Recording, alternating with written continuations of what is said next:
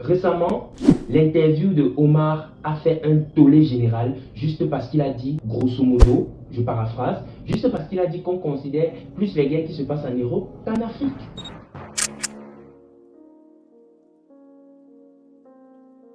Roman Frasinet est un célèbre humoriste et acteur français. Moi particulièrement, j'adore son côté humoristique, simplement parce qu'il a une façon de faire les blagues différentes des autres. J'ai connu Romain via les shorts YouTube.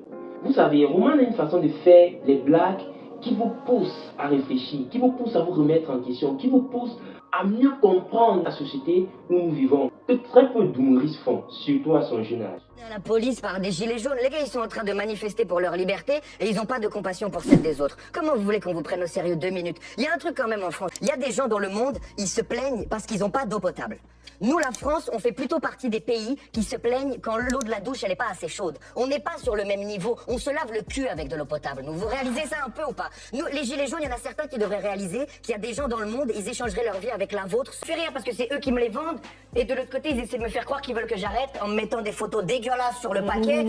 Mais si tu veux que j'arrête, arrête de me les vendre. C'est pas plus compliqué que ça. Tu vois ce que je veux dire? L'hypocrisie, elle est terrible, boulot, elle est terrible. Je te jure. Tu sais, ils sont dealers et policiers dans l'équation. C'est pas diversifier le casting, ça marche plus. Il faut un truc, et moi, ils me tuent. Ils disent, on veut sauver les gens pour qu'ils arrêtent de fumer. On va augmenter le prix du paquet un petit. Mais vous savez ce que c'est une addiction? Vous savez ce que c'est une dépendance? Il y a des gens, ils sont accros à la cocaïne, ça coûte 100 € le gramme. Tu penses que ça les ralentit? Arrêter la cigarette, c'est plus dur qu'arrêter la cocaïne. Ils pensent qu'ils vont freiner en augmentant de 50 centimes tous les 6 mois. Si tu veux le rendre inaccessible, mets-le à 15 000 € le paquet. Hormis de ça, malgré que j'aime beaucoup les blagues de Roman, et Roman en particulier, il y a certaines valeurs qu'il défend farouchement, que j'aime pas, qui ne m'arrangent pas. Exemple comme l'homosexualité. Moi, admettons, j'ai une fille plus tard, admettons, elle me dit, papa, je suis lesbienne, je vais dire, ok, passe-moi le sel, arrête de raconter ta vie, on s'en fout, est-ce que t'es heureuse? C'est ça la vraie question. Moi, le truc qui me ferait péter les plombs, c'est apprendre que j'ai un enfant homophobe. Mais ça, je deviendrais fou, parce que je me dis, c'est peut-être moi qui aurais merdé quelque part. La vie, elle est déjà assez compliquée comme ça, pour qu'on puisse pas aimer qui on veut. À bientôt tout le monde. Mais je ne remets pas en question tout ce qu'il dit, juste parce que je n'adhère pas aux valeurs qu'il défend. C'est être hypocrite.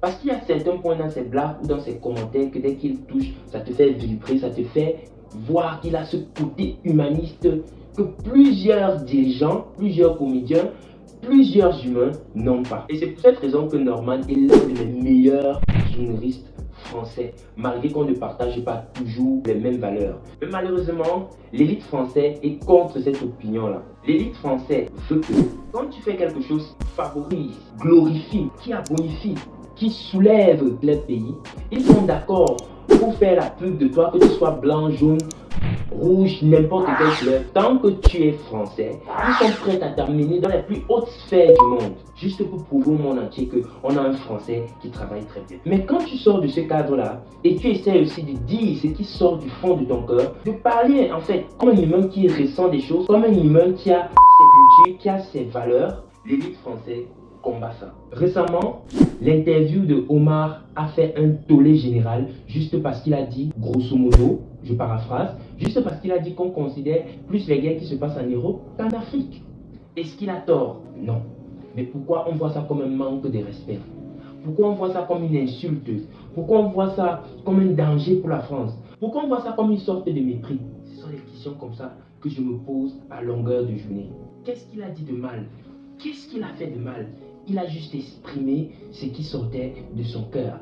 Et c'est un fait, c'est pas à discuter, c'est quelque chose de réel, c'est quelque chose visible, c'est quelque chose de vrai que tout le monde peut voir de manière directe, c'est même pas caché. Mais pourquoi en parlant de ça, les médias en font tout un plat?